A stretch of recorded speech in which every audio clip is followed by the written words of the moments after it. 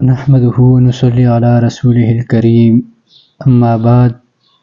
فاعوذ باللہ من الشیطان الرجیم بسم اللہ الرحمن الرحیم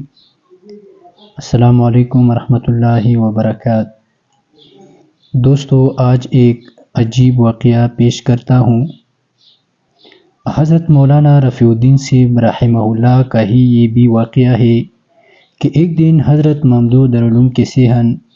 پیش ندرہ میں کھڑے ہوئے تھے۔ چند طلباء بھی حاضر تھے کہ دور حدیث کا ایک طالب علم مطبخ سے کھانا لے کر آپ کے سامنے آیا، جبکہ اس وقت مطبخ میں صرف 14 یا 15 طلباء کا کھانا پکاتا تھا، اور اس نے نہایت ہی گستاخانہ انداز میں شوربے کا پیالہ مولانا کے سامنے زمین پر دے کر مارا اور کہا کہ یہ ہے اب کا اہتمام و انتظام، کہ اس شوربے میں نہ مسالہ ہے، نہ گھی ہے، پانی جیسا شوربہ ہے، اور کچھ اور بھی سخت الفاظ کے ہیں۔ اس گستاخی پر طلباء جوش میں آ گئے، مگر چونکہ حضرت مولانا پوری متانت کے ساتھ خاموش تھے اور زبان سے کچھ نہیں فرما رہے تھے، اس لیے طلباء بھی خاموش کھڑے رہے۔ بجائے کچھ فرمانے کے مولانا نے اس گستاخ طالب علم پر 3 دفعہ اس کے سر سے پیر تک نگاہ ڈالی۔ جب وہ طالب علم بک جا کر چلا گیا تو مولانا نے حیرت سے طلباء سے فرمایا کہ کیا یہ مدرسہ دیوبند کا طالب علم ہے؟ طلباء نے عرض کیا، حضرت یہ مدرسے کا طالب علم ہے۔ فرمایا کہ مدرسہ دیوبند کا طالب علم نہیں ہے۔ طلباء نے کہا کہ مطبخ کے رجسٹر میں اس کے نام کا باقاعدہ اندراج ہے اور یہ برابر مدرسہ سے کھانا لے رہے ہیں۔ فرمایا کچھ بھی ہو، یا مدرسے کا طالب علم نہیں ہے۔ چند دن کے بعد جب چھان بین ہوئی تو ثابت ہوا کہ وہ مدرسے کا طالب علم نہیں ہے، اس کا ہم نام ایک دوسرا طالب علم ہے۔ اس نے دھوکہ سے محض نام کے اشتراک کی وجہ سے کھانا لینا شروع کر دیا، ورنہ اس کا اندراج سر سے ہی رجسٹروں میں نہیں ہے۔ بات کھل جانے پر طلباء نے عرض کیا کہ حضرت،